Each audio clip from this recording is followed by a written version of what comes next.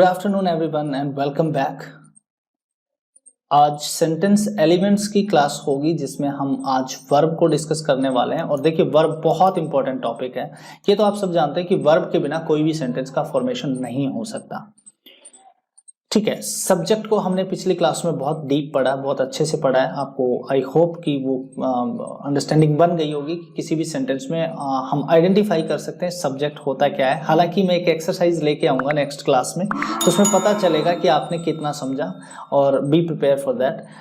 काफ़ी अच्छी और ट्रिकी होगी, बहुत ही शानदार एक्सरसाइज होगी जिसमें आपको सब्जेक्ट को पहचानना पड़ेगा। तो यानी आप देखते हैं कितना स्कोर कर पाते हैं आप। तो वो जब क्विज होगी तब डिस्कस करेंगे।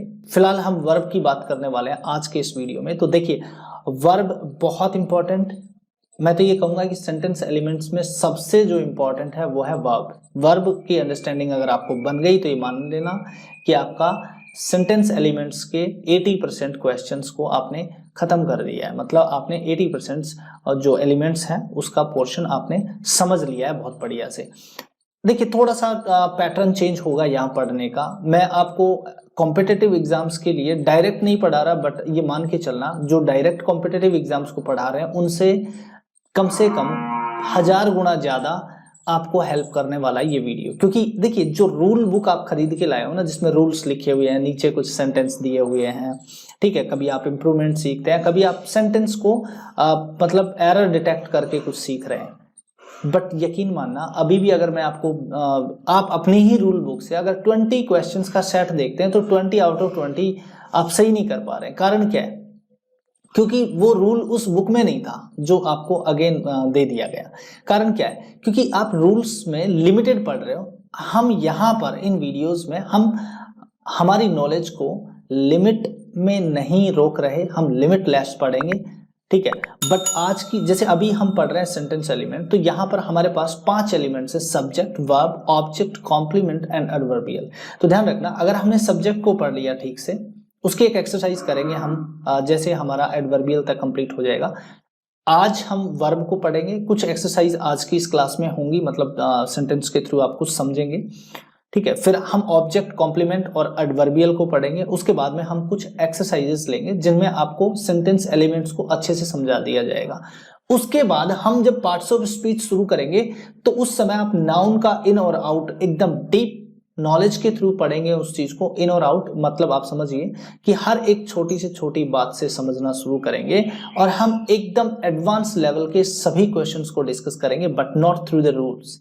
हम अपनी टेक्निकल जो हमारी अंडरस्टैंडिंग है उसके ऊपर काम करने वाले हैं। आज के वीडियो को अगर आप शुरू से अंत तक देखते हैं तो मैं प्रॉमिस करता हूं आपको कि आपका सोचने का पैटर्न जो है, आपका जो पढ़ने का वे है वो बदल जाएगा। क्योंकि देखिए रूल बुक से अगर आप रूल रट कर अगर आप एरर डिटेक्ट करने जा रहे हैं या अगर आप इंस्पेक्टर बनने की सोच रहे हैं तो बिल्कुल गलत बात है, आपसे हो ही नहीं पाएगा।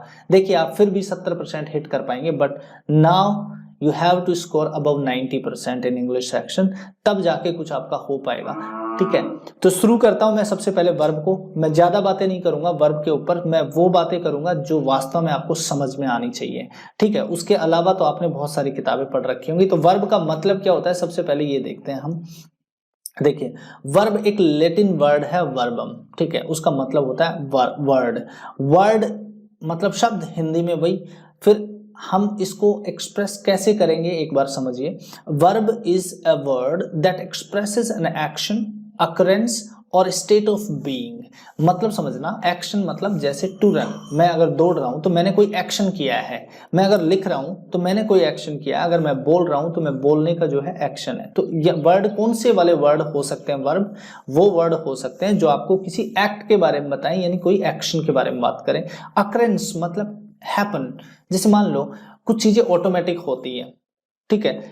मैं ये कह सकता हूं कि बरसात अपने आप होती है। अगर मैं ये बोलूं इट्स रेनिंग, तो रेन को मैं नहीं कर रहा या कोई और नहीं कर रहा, ये ऑटोमेटिक हो रहा है। तो ये किसमें आएगा? ये हैपन हो जाएगा, यानी अकरेंस हो जाएगा। और एक थर्ड जो कैटेगरी है वर्ब की, उसको हम ये बोल सकते हैं स्टेट ऑफ बीइंग। मतलब मैं ये कह सकता हूं कि जैसे मान लो मैं अभी कैसा हूं, मेरा स्टेट कैसा है, मतलब मेरी अवस्था कैसे है। अगर मैं ये बोलूं कि दिस इज सॉलिड, तो ये सॉलिड एक स्टेट है, ठीक है। मैं ये बोलूं आई एम हैप्पी, तो यहां पर मैं हैप्पी हूं, तो मेरा हैप्पी होना, ठीक है, एम जो यहाँ पर वर्ब यूज हुई है, आई एम, तो ये एम क्या है, ये भी एक वर्ब है, बट ये काम किसका कर रही है, स्टेट बताने का काम कर रही है। तो मतलब एक वर्ब उसको कहते हैं, एक ऐसा वर्ड, बेसिकली इसका मीनिंग होता है वर्ड, शब्द, ठीक है, इसका मीनिंग क्रिया नहीं होता, ध्यान रखना, ठीक है।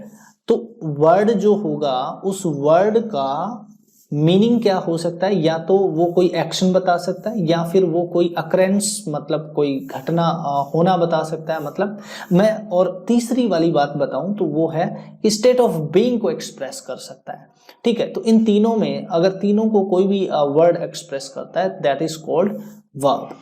सिंपल अगर भाषा में मैं समझूं इसको, तो मैं ये कह सकता हूं कि it expresses being, doing and happening. Sentence के थ्रू समझते हैं, बीइंग क्या है, डूइंग क्या है एंड हैपनिंग क्या है। दे आर लाफिंग, तो देखिए अगर कोई हंस रहा है, अगर दे आर लाफिंग तो कौन हंस रहा है, वे हंस रहे हैं, तो यानी उन्होंने कुछ किया होगा, मतलब वो कुछ कर रहे हैं, ठीक है, वो एक्शन है। लाफ क्या शो कर रही है आपको, एक्शन है। डूइंग है, एक्शन मतलब डूइंग है, ठीक है, they are doing such things. उसके बाद अगर मैं बात करूं इट इज रेनिंग, तो ये हैपनिंग है, मतलब इसको आप नहीं कर रहे रेन, यहाँ पर कोई सब्जेक्ट नहीं हो सकता करने वाला, मतलब कोई डूअर नहीं है यहाँ पे, ठीक है। देखिए अगर मैं बात करूं डूअर की, जनरली आप सब्जेक्ट को डूअर समझते थे, बट आपने ये समझ लिया था कि सब्जेक्ट डूअर नहीं होता, और आपने ये समझ लिया था कि यहाँ पर आपके पास सब्जेक्ट है, ठीक है, और ये सब्जेक्ट जो है इसने ये काम किया है, यानी ये एक्शन है आपकी, ठीक है। और यहां पर इट इज रेनिंग, तो ये एक इंट्रोडक्टरी सब्जेक्ट है, बात समझना, इंट्रोडक्टरी सब्जेक्ट हम सब समझेंगे ग्रामर में। फिलहाल के लिए ये समझो कि ये कोई व्यक्ति विशेष नहीं है, यानी मतलब ये कोई ऐसा कोई डूअर नहीं है यहाँ पे, जो रेन को करने वाला कोई नहीं है, ठीक है। और जब ऐसा नहीं हो तो ये हैपनिंग वर्ब हो जाती है, हैपनिंग हो गई। और उसके बाद अगली बात है, जैसे मैंने बोला शी इज हैप्पी, तो हैप्पी क्या है, एक स्टेट है,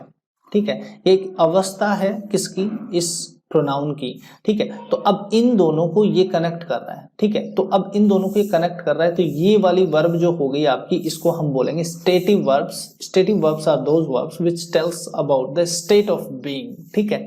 तो जो स्टेट ऑफ बीइंग को बताते हैं, यानी बीइंग वाली वर्ब जो भी होंगी आपकी, वो सब क्या होंगी, स्टेटिव वर्ब्स होंगी, ठीक है। और एक्शन वर्ब, हैपनिंग और डूइंग, दोनों वर्ब को हम एक्शन वर्ब बोल सकते हैं, ठीक है। इन वर्ब्स को हम एक्शन वर्ब बोलेंगे, और स्टेटिव वर्ब क्या होगी, जो हमारी बीइंग वर्ब होंगी, उनको हम स्टेटिव वर्ब्स बोलेंगे।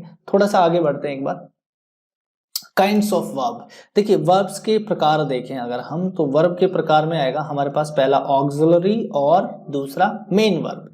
तो देखो वर्ब को हम दो कैटेगरीज में डिवाइड कर सकते हैं, पहला ऑक्सिलरी वर्ब और दूसरा मेन वर्ब। अब ऑक्सिलरी और मेन वर्ब क्या है वो मैं आपको समझाता हूं। जैसे मान लो मैंने यहां लिखा he is reading a book, he is reading a book, तो ही आपका सब्जेक्ट हो गया, इज ये भी वर्ब है, और रीडिंग ये भी वर्ब है। तो अब बात समझना आप, ये रीडिंग, रीड करना, ये आपका एक्शन वर्ब है यहाँ पे, यानी ये आपका मेन वर्ब है, और ये आपका हेल्पिंग वर्ब है, ठीक है। इसको आप हेल्पिंग वर्ब ये जानते भी हो आप। तो देखिए ऑक्सिलरी जो वर्ड होता है, इसका मतलब होता है to assist. Assist, to assist, to assist का मतलब होता है help, to help, to help. तो इसको जो ऑक्सिलरी वर्ब है, इसी को हम हेल्पिंग वर्ब भी बोलते हैं। क्या बोलते हैं, हेल्पिंग वर्ब, हेल्पिंग वर्ब भी बोलते हैं। तो अगर हम हेल्पिंग वर्ब बोलते हैं ऑक्सिलरी वर्ब को, तो इतना इंग्लिश आपने सीखा होगा क्योंकि 12th पास तो कर ही चुके हैं आप, ठीक है। तो helping verb is, am, are, was, were, has, have, ये सब जो भी आप जानते हो, इनको हम हेल्पिंग वर्ब बोलते हैं, जो मेन वर्ब की हेल्प करती हैं बेसिकली, इसीलिए इनको हेल्पिंग वर्ब बोलते हैं। तो ऑक्सिलरी और मेन वर्ब, आगे पढ़ते हैं इसका टाइप हम।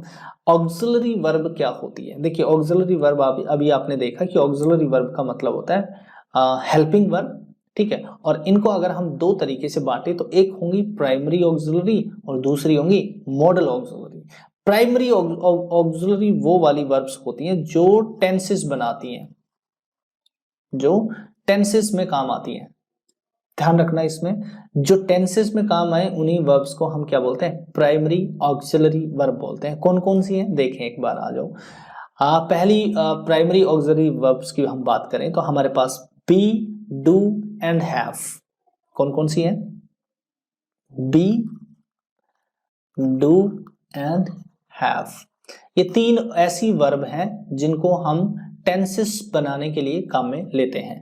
तो सबसे पहले हम देखते हैं बी। बी हमेशा कॉन्टिन्यूस फॉर्म में, कॉन्टिन्यूस टेंसेस में काम आएगी, ठीक है।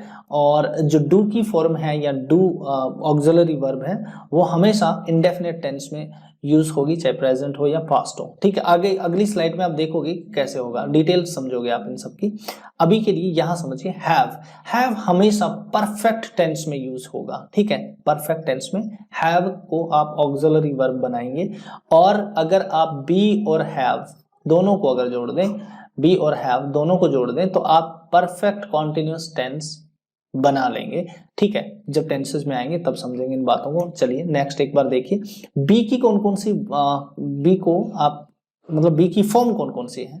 तो बी की फॉर्म देखिए, बी अपने आप में एक वर्ब है, ठीक है। जब आप इसको कॉन्टिन्यूस टेंस में यूज करते हैं तो इसके अगर प्रेजेंट में यूज कर रहे हैं तो इज, एम, आर, ये हो गया आपका प्रेजेंट टेंस। अगर आप वॉज और वर को यूज कर रहे हैं तो ये हो गया आपका पास्ट टेंस, ठीक है। अब हालांकि ये तो आपको पता ही है कि एस्पेक्ट हमेशा कॉन्टिन्यूस होगा, चाहे प्रेजेंट हो या पास्ट हो, ठीक है। बीन और बीइंग का यूज मैं आपको बता दूंगा। बीइंग जनरली पैसिव वॉइस में बनेगा आपके पास, ठीक है, अगर ये हेल्पिंग वर्ब होगी तो। और बीन जो होगा वो आपका परफेक्ट कॉन्टिन्यूअस में, यानी परफेक्ट और कॉन्टिन्यूअस में यूज हो जाएगा, वो पास्ट हो या प्रेजेंट, ठीक है। अब अगर हम बी के बाद में समझें तो एक बात और समझना, बी की जो फर्स्ट फॉर्म है वही इज, एम, आर है। सेकंड फॉर्म जो पास्ट में यूज किया है हमने वो वॉज, वर है। और थर्ड फॉर्म बीन होती है इसकी, ठीक है। अब इसके बाद अगर हम पढ़े डू, तो डू आपका इंडेफिनेट टेंसेस में यूज होगा।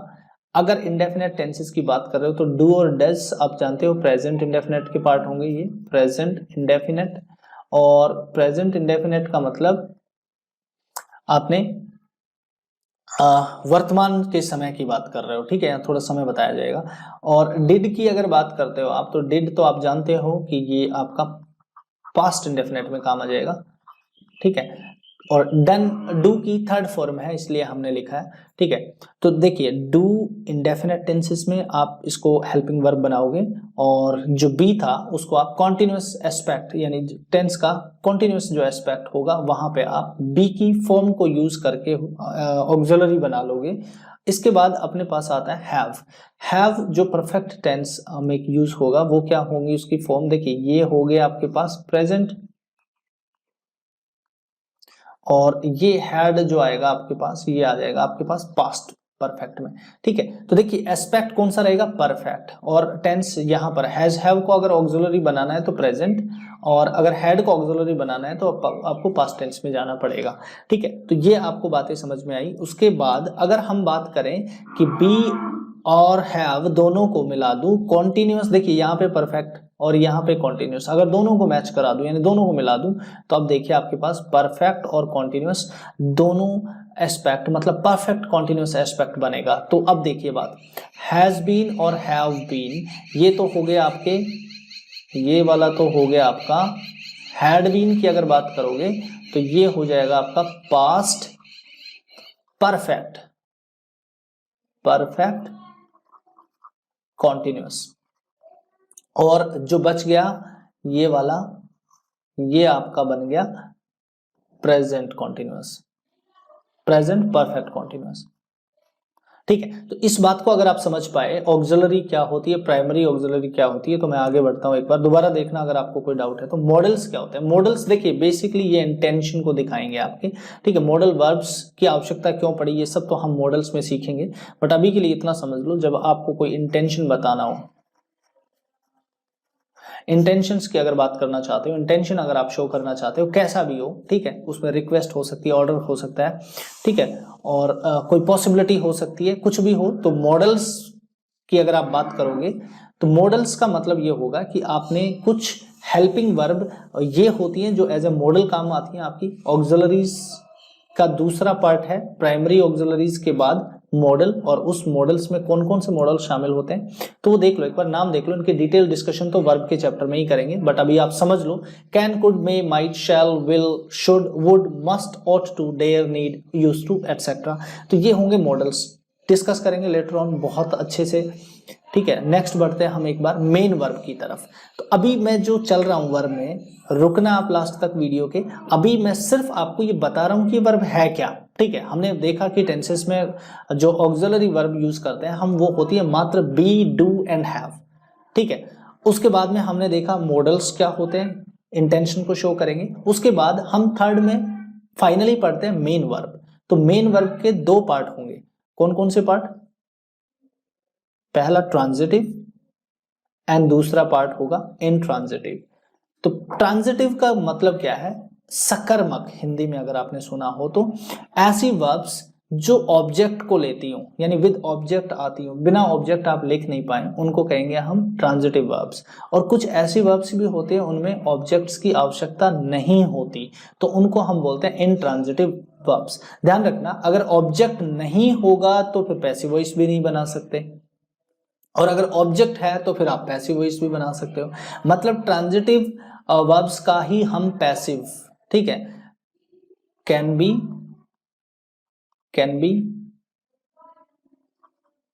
Used passive forms.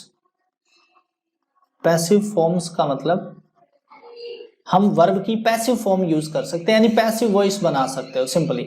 और यहां पर आप पैसिव वॉइस नहीं बना सकते, मैं अगर बात करूं पैसिव वॉइस तो नहीं बना सकते यहाँ पे आप। अगर मैं ये बोलूं कि ही रन्स फास्ट, इसका पैसिव वॉइस बनाए तो आपको यहाँ ऑब्जेक्ट मिलना नहीं और आप इसका पैसिव बना नहीं पाएंगे। तो ध्यान रखना कि मेन वर्ब के दो पार्ट होते हैं, पहला होता है transitive verb, other one is intransitive verb. तो transitive verbs are those verbs which carries its object with it, and the intransitive verbs are those verbs which does not have the object. तो अब समझते हैं हम sentence के through. अगर मैं बोलूं he bought a car, तो देखिए bought आपकी क्या है, वर्ब है, ये वर्ब है, और इसने, ये आपका ऑब्जेक्ट है इस वर्ब का। तो देखिए इसको एक बार समझते हैं, ही बॉट ए कार, उसने कार खरीदी। तो देखिए अगर यहाँ पर ये बॉट, अगर इस बॉट का ऑब्जेक्ट ये है आपके पास, तो ये ट्रांजिटिव वर्ब होगी। अच्छा, अब मैं कैसे पता लगाऊं कि ये ऑब्जेक्ट इस वर्ब का है या कुछ और वर्ड है? तो आपने क्या करना है, जब ऑब्जेक्ट्स की बात आए ना आपके, हालांकि हम ऑब्जेक्ट में डिस्कस करेंगे लेकिन फिर भी एक बार देख लो, ऑब्जेक्ट्स की बात करें, ऑब्जेक्ट्स की बात करें तो ऑब्जेक्ट में आप व्हाट या whom का रिप्लाई मांग लेना, आपको आंसर मिल जाएगा। he bought what, he bought what, क्या खरीदा उसने? तो अब देखिए what या whom में से किसी एक का रिप्लाई अगर मिल जाए तो वो आपका ऑब्जेक्ट है। तो bought के बाद में क्या, यानी ये what का रिप्लाई है, ये what का रिप्लाई है, तो ये एक ऑब्जेक्ट है। और अगर ये ऑब्जेक्ट है तो ये वर्ब कौन सी होगी, ट्रांजिटिव वर्ब होगी। मैं उम्मीद करता हूं ये समझ पाए होंगे आप। दूसरा देखना, ही रन्स।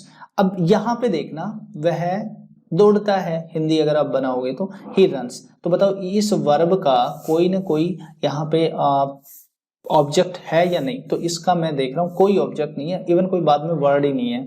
तो अगर ऑब्जेक्ट नहीं है तो ये कौन सी वर्ब है आपकी, इंट्रांजिटिव वर्ब है। इंट्रांजिटिव वर्ब मतलब अकर्मक वर्ब हिंदी में, अगर बिना कर्म के यानी बिना ऑब्जेक्ट के, इसको हम ऐसे पढ़ सकते हैं। आगे थोड़ा सा डिटेल में पढ़ते हैं। He runs fast. अब देखिए रन्स है और ये फास्ट है, तो अब देखना मैंने कहा कि ऑब्जेक्ट वो सारे वर्ड्स जो व्हाट या होम का रिप्लाई करें। अब मैं ये कहता हूं कि ही रन्स फास्ट, तो अब आप बताइए वह दौड़ता है, तो क्या या किसका ये आंसर मांगता है क्या? नहीं, ये वास्तव में अगर आंसर मांगेगा तो ये हाउ, व्हेन, व्हाई, इनका आंसर मांग सकता है। तो मैं इस बात से ये कह सकता हूं कि ये इस वर्ब की, इस वर्ब को ये क्वालिफाई करता है वर्ड, और इसी को हम बोलते हैं एडवर्ब। क्या बोलते हैं? एडवर्ब। तो ये एडवर्ब है ना कि ऑब्जेक्ट। और अगर ये एडवर्ब है, ऑब्जेक्ट नहीं है, तो फिर इसका मतलब ये वर्ब भी कौन सी होगी यहाँ पे, रन वाली, ये हमेशा आपकी इंट्रांजिटिव वर्ब होगी। इतनी बात समझने के बाद हम एक बार थोड़ा सा आगे चलते हैं। ट्रांजिटिव वर्ब को हम थोड़ा सा डिटेल में पढ़ते हैं। तो ट्रांजिटिव वर्ब दो तरीके की हो सकती है, एक तो मोनो ट्रांजिटिव हो सकती है और एक डाई ट्रांजिटिव हो सकती है। मोनो वर्ड का मतलब होता है वन, क्या होता है, वन, ठीक है, और वन का मतलब वन ऑब्जेक्ट, इसमें एक ऑब्जेक्ट होगा। डाई वर्ड का मतलब होता है दो, और दो का मतलब होगा कि टू ऑब्जेक्ट्स होंगे। इसमें ऑब्जेक्ट कितने होंगे आपके पास, दो। एक बार एग्जांपल के थ्रू समझते हैं। अगर मैं बोलता हूं आई प्ले चेस, तो जो ये रेड में वर्ड दिख रहा है आपको, ये चेस, ये क्या है, ऑब्जेक्ट है इस वर्ब का, ठीक है। इस वर्ब का अगर ये ऑब्जेक्ट है तो कितने ऑब्जेक्ट है यहाँ पे, सिर्फ एक, आई प्ले चेस, ठीक है। तो ये सिंगल ऑब्जेक्ट वाली वर्ब है आपके पास, इसको बोलते हैं हम मोनो ट्रांजिटिव वर्ब। और the other one is I gave him a book. तो देखिए अब यहां पर आपके पास गेव एक वर्ब है, ठीक है, और उसका ये वाला हिम एक ऑब्जेक्ट तो ये है, और एक ऑब्जेक्ट आपके पास अ बुक है ये वाला, ठीक है। तो अब आपको यहाँ पे एक क्वेश्चन उठता है कि ये दो ऑब्जेक्ट है, तो ऑब्जेक्ट्स के भी कोई टाइप्स होते हैं क्या, तो वो हम नेक्स्ट स्लाइड पे डिस्कस करते हैं। सबसे पहले ये देखो कि monotransitive and ditransitive में फर्क क्या है।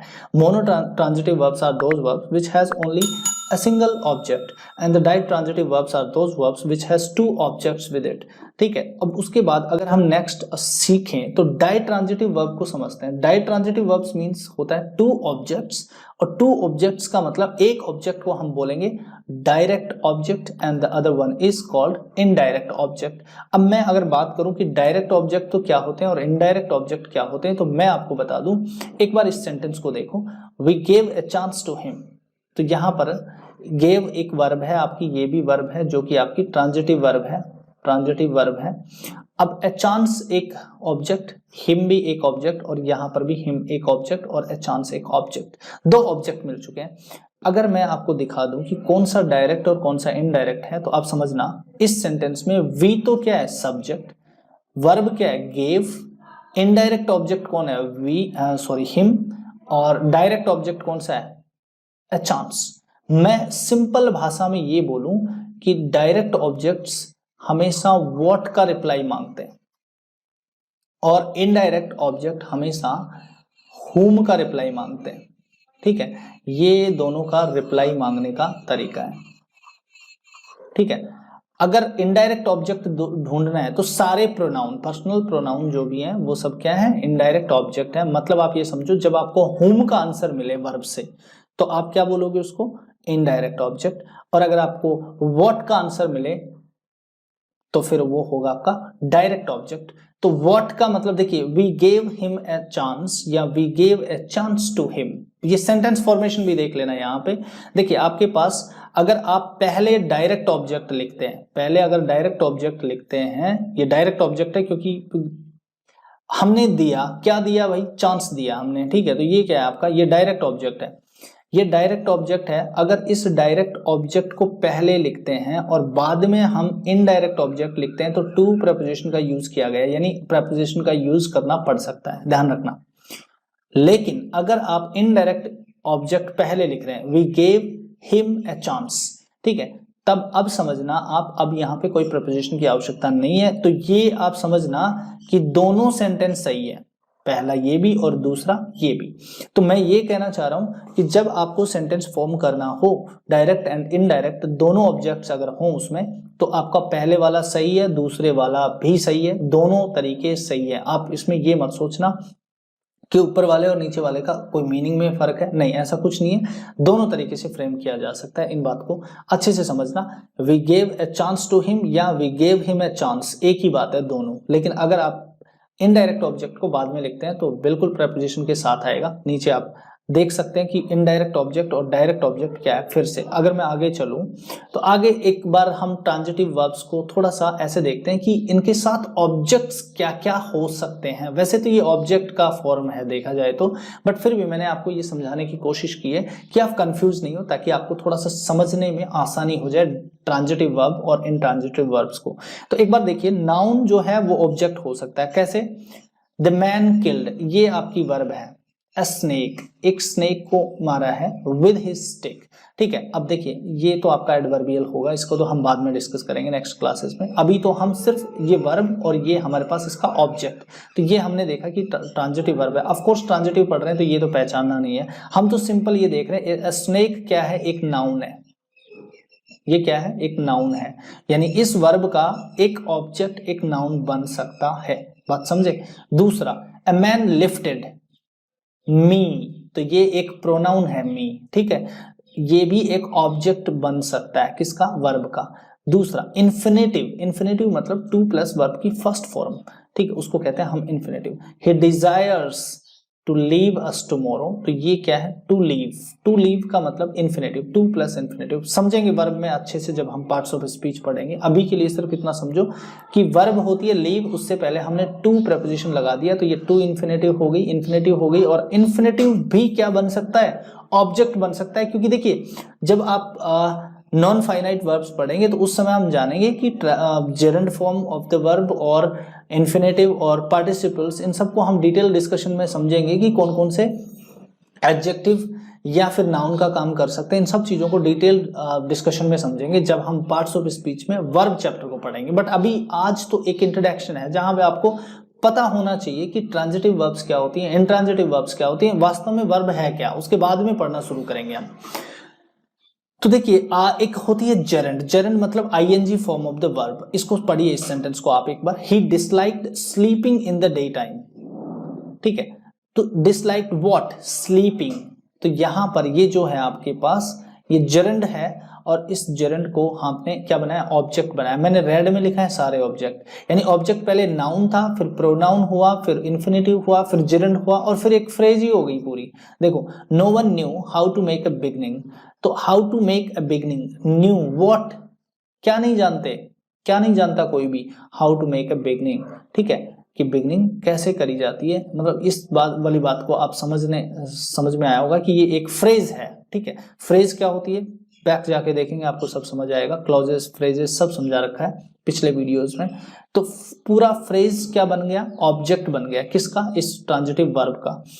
नेक्स्ट क्लोज भी किसी ट्रांजिटिव वर्ब का ऑब्जेक्ट का काम कर सकता है, कैसे, we do not know, know एक आपकी वर्ब है और इसका ये कंप्लीट हु हैज कम, हम नहीं जानते कौन आया है, मतलब ये पूरा का पूरा आपका क्या है, ऑब्जेक्ट है। तो मैं ये कह रहा था रेड में सबके सब ऑब्जेक्ट है, ठीक है, तो वो एक नाउन भी हो सकता है ऑब्जेक्ट किसी ट्रांजिटिव वर्ब का, एक ट्रांजिटिव वर्ब का ऑब्जेक्ट प्रोनाउन भी हो सकता है, इन्फिनेटिव भी हो सकता है, जेरेंड भी हो सकता है, फ्रेज और क्लॉज भी हो सकता है इवन, ठीक है। ये बात समझने के बाद हम थोड़ा सा आगे चलते हैं, एक एक्सरसाइज करते हैं। अगर आपको ये पता चला कि ट्रांजिटिव वर्ब्स वो वर्ब्स होती हैं जिनके साथ ऑब्जेक्ट होता है, ऑब्जेक्ट किस किस फॉर्म में हो सकता है वो आपने अभी सीखा, और इंट्रांजिटिव वर्ब्स वो होती हैं जिनके साथ ऑब्जेक्ट नहीं होते, ठीक है। तो अब आपके पास 15 क्वेश्चंस हैं, पहचानिए कौन सी वर्ब ट्रांजिटिव है और कौन सी वर्ब इंट्रांजिटिव है, मेरे साथ पहचानते जाना। नंबर 1, हीट एक्सपेंस मेटल्स, तो हीट जो है मेटल्स को फैला देती है, तो बताइए, सिंपल बताइए, एक्सपेंड ट्रांजिटिव या इंट्रांजिटिव। दूसरा देखो एक बार, जेन passed the book to Paul, passed. Moira and Jack sang at the school concert, तो कौन सी है वर्ब, sang। अगली, they dance regularly, dance. Geoffrey bought the boat yesterday, bought. I waited for an hour, waited. He has changed a lot since he got married. The loud noise woke me. She advised me to consult a doctor, advised. Let's invite your cousin as well. Invite. I received your letter in the morning, received. Suddenly the child woke up, woke. The loud noise woke me. Let's discuss your plan, discuss. I heard a lovely song on the morning. मैंने underline कर दिया है सभी verbs को। Now you have to tell me whether the verbs are transitive or intransitive. आपका एक test हो जाएगा ये वर्बली, ठीक है। देखिए आप चाहें तो ट्रांजिटिव एंड इंट्रांजिटिव इस वर्ब के एक्सरसाइज में आप मुझे कमेंट सेक्शन में मार्क कर सकते हैं कि आपके कितने ठीक हुए। ईमानदारी से। अब आप पेपर एंड पेन के साथ शुरू हो जाइए, बहुत ही इंपॉर्टेंट है, इनको आप लिख के सोल्व करेंगे।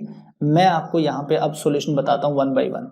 देखिए एक्सपेंड के साथ मेटल है तो एक्सपेंड व्हाट, मेटल को एक्सपेंड करती है क्या, हीट। तो इसका मतलब ये हो गई आपकी, मैं टी और आई से डिनोट करूंगा, T for transitive, I for intransitive, तो ये ट्रांजिटिव है। दूसरा जेन पास्ड द बुक, व्हाट क्या पास किया, बुक, तो इसका मतलब ये भी ट्रांजिटिव है। Third one Moira and Jack sang at the school concert. अब देखिए यहां उन्होंने गाया बट कहां पे, एट द स्कूल कॉन्सर्ट, तो गाया लेकिन ये तो बताया नहीं क्या गाया, सॉन्ग तो बोला ही नहीं है लास्ट में, क्या या किसको ऐसा तो कुछ है नहीं, तो क्या बोला, जगह का नाम बता दिया। तो ये तो एक एडवर्बियल हो गया, यानी एक एडवर्ब हो गई पूरा, एट द स्कूल कॉन्सर्ट मतलब ये आपको प्लेस बता रहा है, एडवर्ब ऑफ प्लेस बता रहा है ये वर्ड, ना कि ये वर्ड आपका ऑब्जेक्ट है। ये ऑब्जेक्ट नहीं है, जो द स्कूल कॉन्सर्ट है ये ऑब्जेक्ट है किसका, इस एट प्रपोजिशन का, इस प्रपोजिशन का है, ये प्रपोजिशन आ गया। यानी वर्ब के बाद अगर ये प्रपोजिशन आ जाए तो ये मान के चलना कि वो फिर एडवर्बियल बनेगा, जो वो आपका एडवर्ब का, प्लेस ऑफ एडवर्ब या कोई एडवर्ब ऑफ मैनर ऐसा कोई काम कर सकता है, या फिर एडवर्ब ऑफ टाइम बता सकता है। अब आप ये समझोगे कि यहाँ पर ये जो सेंग है ये वर्ब आपकी इंट्रांजिटिव होगी। नेक्स्ट दे डांस रेगुलरली, देखिए वो डांस तो करते हैं बट क्या और कौन ये नहीं बोला है, इसका आंसर नहीं मिला आपको। रेगुलरली मतलब ये आपकी फ्रीक्वेंसी बता रहा है, ठीक है, फ्रीक्वेंसी मतलब एडवर्ब ऑफ फ्रीक्वेंसी है, यानी यहां पर ये एडवर्ब है, ठीक है, एडवर्ब है तो अगर ये ऑब्जेक्ट नहीं है और ये अगर वर्ब है तो डांस क्या है आपकी, ये इंट्रांजिटिव वर्ब है। Next Geoffrey bought a boat yesterday, देखिए बॉट क्या क्या खरीदा उन्होंने, बोला है बोट, नाउ खरीदी है भाई, तो ये हो गई आपकी ट्रांजिटिव, ठीक है। Next I waited for an hour, उसने वेट किया, इंतजार किया, फॉर एन आवर, एक घंटे के लिए, तो ये तो टाइम बता रहा है भैया आपका। अगर ये टाइम बता रहा है तो ये वेटेड तो फिर आपकी इंट्रांजिटिव हो जाएगी क्योंकि ऑब्जेक्ट है ही नहीं आपके पास। He has changed a lot, अब सुनो, he has changed a lot since he got married, ठीक है। अब बताइए चेंज्ड जो होगा ये आपका ट्रांजिटिव होगा या इंट्रांजिटिव होगा, ये आपको बताना है।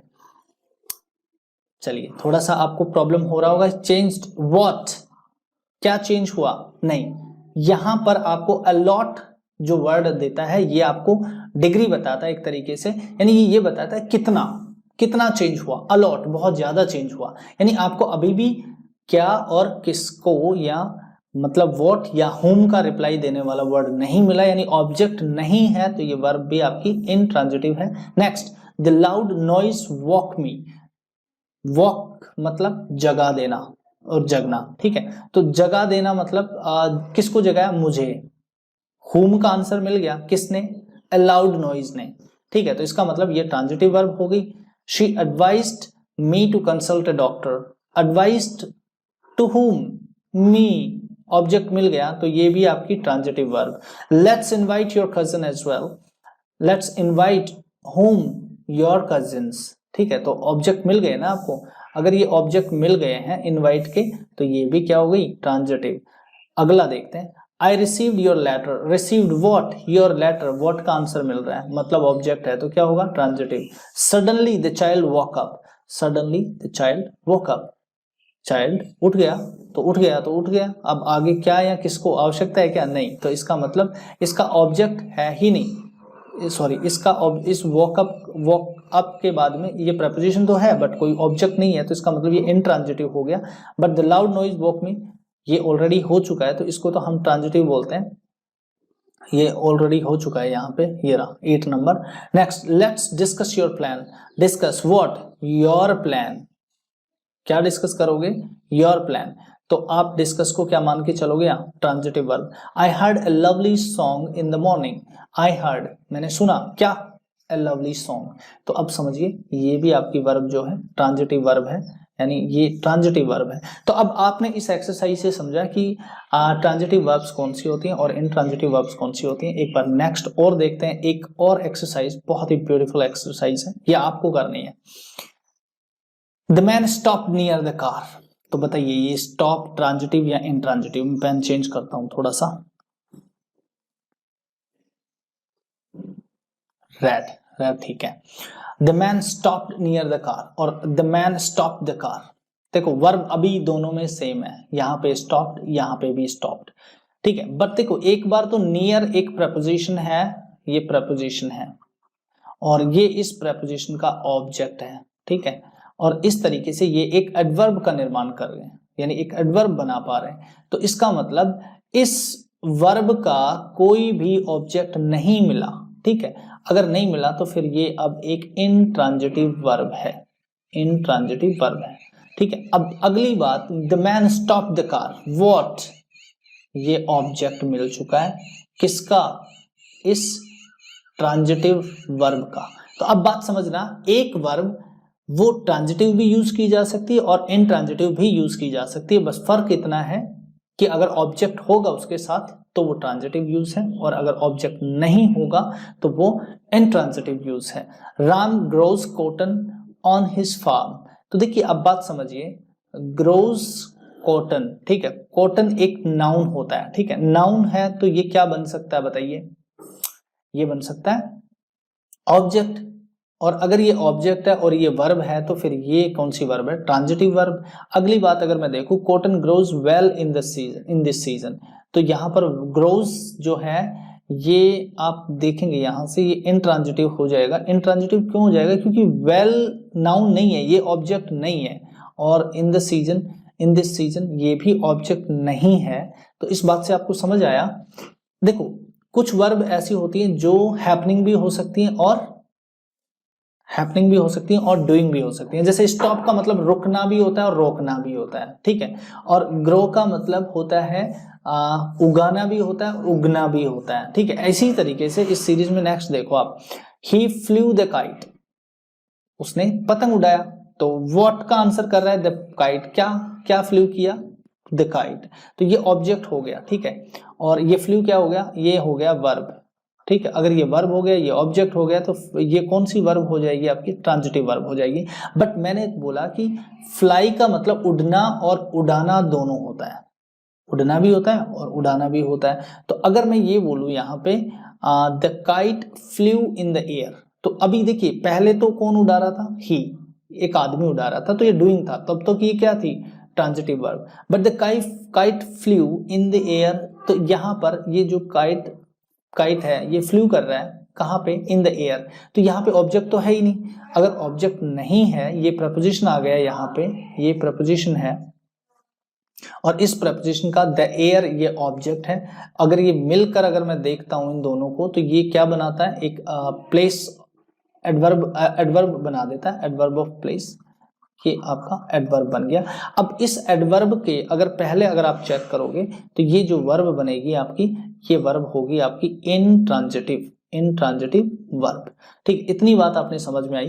देखो अब सेल का मतलब बेचना भी होता है और बिकना भी होता है, ठीक है। तो he is selling smartphones, selling what, smartphone, तो ये ट्रांजिटिव वर्ब। अब ज्यादा दिमाग नहीं लगाओ, सीधा समझो। This phone is selling like hot cake. देखो यह फोन हॉट केक की तरह बिक रहा है, मतलब आपने देखा होगा हमारे इडियम्स एंड फ्रेजेस में, hot cakes, sell like hot cakes, मतलब बहुत तीव्र गति से बिकना। बात समझे होंगे, एक इडियम का यूज हुआ है यहाँ पे। तो यहाँ पर जो सेलिंग है लाइक हॉट केक्स, आगे तो कोई ऑब्जेक्ट है नहीं इसका, तो क्या होगा बताइए, यहाँ पर ये होगी आपकी इंट्रांजिटिव वर्ब, ठीक है। अब बात समझना, सेल का मतलब बेचना और बिकना, तो जब ये बेचना हो जाए तब तो ये हो गया ट्रांजिटिव, लेकिन जब ये बिकना हो जाए तब ये हो गया इंट्रांजिटिव। मतलब बात समझना, दिस फोन इज सेलिंग, मतलब ये फोन बिक रहा है लाइक हॉट केक, तो अभी इसको कोई बेच नहीं रहा है, यानी यहाँ पे ऑब्जेक्ट की आवश्यकता नहीं पड़ेगी बाद में, ठीक है। अगर मैं ये बोलता हूं मैं बेचता हूं, तो फिर आपसे आंसर, मेरे से क्वेश्चन किया जाएगा कि व्हाट, क्या बेचते हो। लेकिन अगर मैं ये बोलता हूं कि पेन बिक रहा है, तो अब इसके बाद में कोई ऑब्जेक्ट की आवश्यकता नहीं है, यानी व्हाट या होम की रिप्लाई की कोई आवश्यकता नहीं है, और नहीं है तो वो इंट्रांजिटिव है। तो कुछ वर्ब्स ऐसी होती हैं जो ट्रांजिटिव और इंट्रांजिटिव दोनों यूज हो सकते हैं उनके, ठीक है। उसके बाद में अगर हम नेक्स्ट एक एक्सरसाइज को देखें तो देखना एक बार, all his friends laughed at him. दूसरा है he will soon run through his fortune, please look into the matter carefully, we talked about the affair several times, I wish for nothing more. I the police inspector asked for his name. देखिए ये 6 sentence है, आपकी ये understanding को और भी मजबूत कर देंगे। अब समझना, मुझे ये बताना है कि इसमें जो वर्ब है, मैं अंडरलाइन कर रहा हूं, मैं बता रहा हूं आपको यहाँ पे वर्ब, एक तो है लाफ्ट, दूसरी है रन, तीसरी है look, and the fourth one is talked, and fifth one is wish, and the sixth one is asked. क्या यही वर्ब है? अच्छा ठीक है, मैंने थोड़ा सा इंफॉर्मेशन आपको कम दी है, लेकिन अब इसको आप एक बार समझना। अगर मैं ये पूछूं आपसे कि इस सेंटेंस में क्या वर्ब का यूज जो हुआ है वो क्या वर्ब ट्रांजिटिव है या इनट्रांजिटिव, खुद को असेस करना, आपकी नॉलेज को असेस करना, क्योंकि आपने बहुत सारी कोचिंग्स कर रखी है, बहुत सारी रूल बुक्स पढ़ रखी है, ठीक है। आप तो ऑलरेडी कहते हैं कि मुझे वर्ब्स में कोई टेंशन नहीं है, आप तो ये कहते हैं कि मैंने तो उन सर से पढ़ा है, मैंने तो उन सर से पढ़ा है। अब करके बताइए, ऐसी प्रॉब्लम्स तो एग्जाम में बहुत ज्यादा आ रही है, ठीक है। अगर आपने बहुत बड़े बड़े ब्रांड टीचर्स से पढ़ लिया, अगर अब उसके बाद 6 में से 6 सही नहीं हो रहे हैं, अगर मैं 6 में से 3 भी सही नहीं कर पा रहे, तो मान के चलना आपने कुछ पढ़ा ही नहीं है। आपने रूल्स बुक के अंदर घूम घूम के बस वो रटे रटाए फिक्स रूल्स ढूंढ लिए।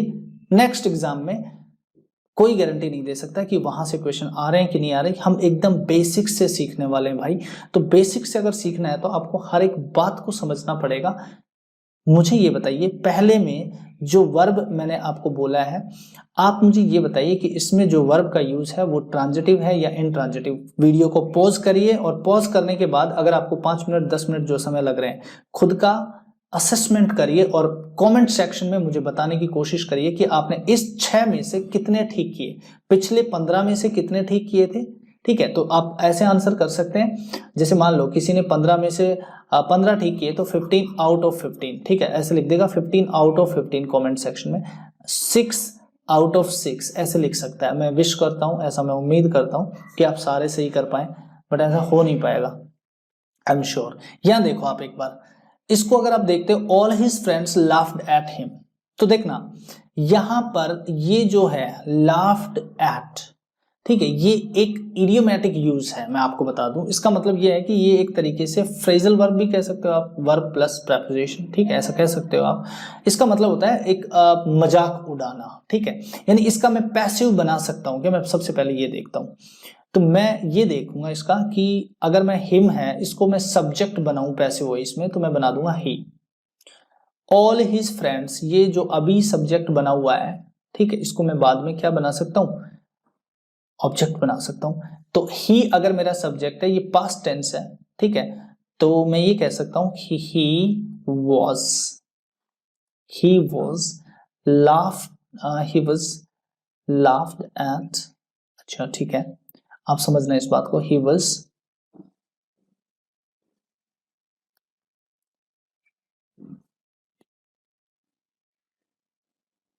laughed at, अगर मैं ये बोल दूं इसका passive he was laughed at, तो आप मुझे ये बताइए इसका क्या मीनिंग नहीं निकलता? बिल्कुल निकलता है। अब बात समझिए, इसका मतलब ये निकल के आएगा आपके सामने कि उस पर हंसा गया, उस पर बहुत जोर से लोगों ने कमेंट करे, यानी मतलब उसकी बहुत ज्यादा मजाक उड़ाई गई, तो ये मीनिंग निकल कर आएगा। अब बात समझना, मैं सिंपल आपसे ये कहना चाह रहा हूं कि कुछ वर्ब्स ऐसी होती है, उनके सामने अगर आप प्रपोजिशन रख दें उसके बाद में, तो उसके बाद आपको लगता है ऐसा है कि अगर ये प्रपोजिशन आ गया, तो अब इसके बाद जो आएगा वर्ड, कोई भी अगर जो आ रहा है, तो वो ऑब्जेक्ट इस प्रपोजिशन का होगा, बट ऐसा नहीं है। आप इसको समझिए, इस बात को समझिए, इसका एक मीनिंग अलग निकल कर जा रहा है, और उसका मीनिंग क्या है, लाफ्ड एट, मतलब ये अपने आप में एक वर्ड है, यहाँ पे जो प्रपोजिशन है वो ना कि इस ऑब्जेक्ट के लिए है, बट इस वर्ब के लिए ये प्रपोजिशन है। इस वर्ब में ये प्रपोजिशन जुड़कर कोई एक अपना खुद का एक मीनिंग कन्वे कर रहा है, और वो मीनिंग है यहाँ पे मजाक उड़ाना एक तरीके से, ठीक है। तो अब मैं देखो, अब यहाँ पर मजाक उड़ाने की अगर इंग्लिश ये बताता हूँ, लाफ्ड एट, ठीक है। तो अब बात समझना, all his friends laughed eight हुम, क्या लाफ्ड एट, किस पर हंसते हैं ये बताइए मुझे, यानी आंसर आपको रिप्लाई करना पड़ रहा है होम का, और अगर होम का रिप्लाई करना पड़ रहा है तो आप आंसर कर पाए होंगे क्या, कि यहाँ पे ऑब्जेक्ट है, और अगर ऑब्जेक्ट है तो ये कौन सी वर्ब है, ट्रांजिटिव वर्ब है। तो मैंने पहले का आंसर किया transitive verb. Now let's move to the second one. He will soon run through his fortune, क्या ये वाली ट्रांजिटिव वर्ब है? तो मैं आपको बता दूं, रन थ्रू का मतलब होता है एक तरीके से खत्म करना, खर्च करना, यानी आप ये मान सकते हो इसका। रन थ्रू का मतलब जल्दी से खर्च करना किसी चीज को, तो बिगाड़ देना ये भी हो सकता है, आप ये मान सकते हैं इसका मीनिंग। तो मैं ये कह सकता हूँ कि ही will soon run through his Fortune. Fortune मतलब उसके बाद जितनी भी धन दौलत, जो भी उसके अच्छे दिन है, वो उनको उनके थ्रू जल्दी से निकल जाएगा, यानी जल्दी से उससे उसको खत्म कर लेगा, वो उनको जल्दी से उनको कंज्यूम कर लेगा। तो रन थ्रू का मतलब बेसिकली क्या होता है? कंज्यूम होता है, कंज्यूम, ठीक, कंज्यूम मतलब इसकी खपत कर लेगा। तो अभी उसकी जो फॉर्च्यून है, अभी उसके जो अच्छी धन दौलत जो उसके पास है, वो जल्दी खत्म हो जाएगी, इसका मतलब ये है। तो अब आपको ये आप समझ पा रहे होंगे ये कि ही will soon run through his Fortune, मतलब ये अपनी फॉर्च्यून जो है उसको जल्दी से कंज्यूम कर लेगा। तो रन थ्रू अपने आप में एक वर्ड है और इस वर्ड का मीनिंग होता है कंज्यूम करना। कंज्यूम करना मतलब खर्च करना, एक तरीके से खपत करना। तो अब आप इसको रन के बाद थ्रू, वैसे तो आप जानते हैं कि रन क्या है? रन एक इनट्रांजिटिव वर्ब होती है, इनट्रांजिटिव वर्ब होती है, बट रन के बाद में अगर मैं थ्रू यूज करता हूं यहां, उसका मीनिंग चेंज होके मीनिंग कन्वे करता है कंज्यूम। और कंज्यूम का मतलब अगर आप देखते हो तो कंज्यूम वर्ब जो होती है वो आपसे एक ऑब्जेक्ट का रिक्वायरमेंट करती है कि आपने कंज्यूम किया, बट व्हाट, क्या कंज्यूम किया? तो अब उसका रिप्लाई आता है आपके पास हिज फॉर्च्यून, और ये अगर ऑब्जेक्ट बनता है तो ये भी एक ट्रांजिटिव वर्ब बनेगी। और इसी तरीके से मैं बता दूं, ये सारी की सारी ट्रांजिटिव वर्ब है, बट सभी वर्ब्स के लुक के बाद में इनटू है, टॉक के बाद में अबाउट है, विश के बाद में फॉर है, और आस्ट के बाद भी फॉर है। यानी ये आपकी एक तरीके से फ्रेजल वर्ब्स हैं, idiomatic usage of the verb में हम इनको डिटेल से बहुत ज्यादा पढ़ेंगे। अभी के लिए मैंने आपको 6 क्वेश्चंस इसलिए दिए हैं ताकि आपको ये वाली बातें समझ आए कि आपने जो रटा था कि किसी भी वर्ब के बाद अगर प्रपोजिशन दिखे तो वो इंट्रांजिटिव है, नहीं, ऐसा नहीं है भाई। आप इसको समझो, आप इसके मीनिंग को समझो, इस जो मीनिंग कन्वे करना चाहता है वर्ड, उनको समझो आप, तभी सबके सब एग्जांपल आप सही कर पाएंगे। देखिए, please look into the matter carefully. Look into का मीनिंग होता है, फ्रेजल वर्ब आपने अगर पढ़ी हो लुक इनटू, तो इसका मतलब होता है इन्वेस्टिगेट करना, ठीक है? तो please investigate the matter carefully, इसको लुक इनटू को आप रिप्लेस कर सकते हैं किससे? इन्वेस्टिगेट से। और इन्वेस्टिगेट क्या हो जाएगा? इन्वेस्टिगेट व्हाट, क्या इन्वेस्टिगेट करोगे? मैटर। तो मैटर को अगर इन्वेस्टिगेट कर रहे हो, यानी व्हाट का अगर आंसर मांग रहे हो आप, तो इसका मतलब ये ट्रांजिटिव वर्ब होगी। टॉक्ड अबाउट, टॉक्ड अबाउट का मीनिंग क्या होगा? टॉक्ड अबाउट का मीनिंग होता है डिस्कस करना, ठीक है? तो we talked about the affair several times, यानी मैं अगर टॉक्ड अबाउट की जगह डिस्कस वर्ब लूं तो मैं ऐसे कह सकता हूं we discussed the affair several times. तो जब डिस्कस व्हाट, वो क्या डिस्कस किया आपने, तो वो आप आंसर करेंगे द अफेयर। और जब आपको व्हाट का आंसर मिल गया तो ऑब्जेक्ट मिल गया, और अगर आपको ऑब्जेक्ट मिल गया तो आपकी वर्ब क्या होगी? ट्रांजिटिव। तो टॉक्ड अबाउट यहाँ पर ट्रांजिटिव यूज है, यानी इस वर्ब को आप क्या मानेंगे? आप ट्रांजिटिव मानेंगे। Next one, I wish for. Wish for का मतलब होता है आपने मतलब कोई डिजायर की है, आपकी इच्छा है, ठीक है? नथिंग मोर, ठीक है? तो आपकी ये जो विश फॉर है, इसको आप रिप्लेस कर सकते हैं डिजायर से। आई डिजायर नथिंग मोर, मतलब मेरी और कोई मतलब ख्वाहिशें नहीं है। तो ये जो विश फॉर का है, ये भी आपकी ट्रांजिटिव वर्ब हो जाएगी यहाँ पे। And the police inspector asked for his name. Asked for his name का मतलब, आस्क्ड फॉर का मतलब क्या होता है? ये डिमांड कर रहा है एक तरीके से, ठीक है? ये डिमांड कर रहा है, डिमांड, आस्क्ड फॉर मतलब हम किसी चीज की डिमांड कर रहे हैं। तो ये demand his name, demand what? His name. जब ये ऑब्जेक्ट बनने के लिए तैयार है तो भैया इसको आप ट्रांजिटिव वर्ब बनाओ। अंडरस्टैंडिंग क्लियर हुई? ठीक है, नेक्स्ट और देखिए। Thank you so much. आज की क्लास में इतना ही था, थोड़ा सा डीप हम पढ़ने की कोशिश करेंगे जब हम पार्ट्स ऑफ स्पीच में चलेंगे। तो इन और आउट पढ़ेंगे, वहां आप देखेंगे कि वहां हर एक पार्ट को, यानी जैसे अगर हमने नाउन पढ़ना शुरू किया तो नाउन की हर छोटी से छोटी बातें और एक्सरसाइज तो हम बहुत सारी करने वाले हैं, ठीक है? कोई भी डाउट मैं छोड़ूंगा नहीं। हालांकि मैंने आज वर्ब में लिंकिंग वर्ब्स, डायनेमिक वर्ब्स के जो अंतर है, फाइनाइट, नॉन फाइनाइट, ये सब शामिल नहीं करें। उसका कारण ये है कि वो मैं वर्ब में डिस्कस करूंगा, ठीक है? लिंकिंग वर्ब्स को डिस्कस इसलिए नहीं करा क्योंकि मैंने अभी कॉम्प्लीमेंट नहीं समझाया। पहले मैं कॉम्प्लीमेंट समझाऊं, उसके बाद में मैं लिंकिंग वर्ब्स को समझा सकता हूं। तो नेक्स्ट क्लास जिसमें हम अगला एलिमेंट को डिस्कस करेंगे, तब तक के लिए tata bye bye, Vande Mataram, जय हिंद, जय भारत।